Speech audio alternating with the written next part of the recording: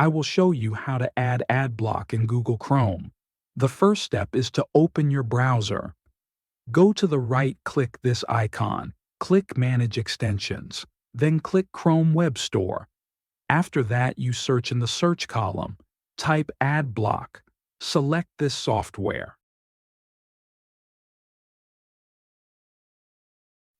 Then click Add to Chrome.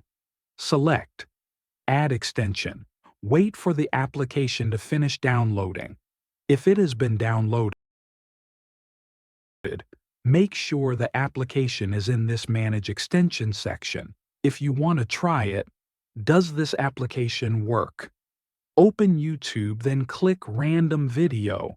You must pay attention to whether there are ads at the beginning of the video or not. If not, the application is working. Thanks you for watching, and if you haven't subscribed yet, be sure you hit subscribe button.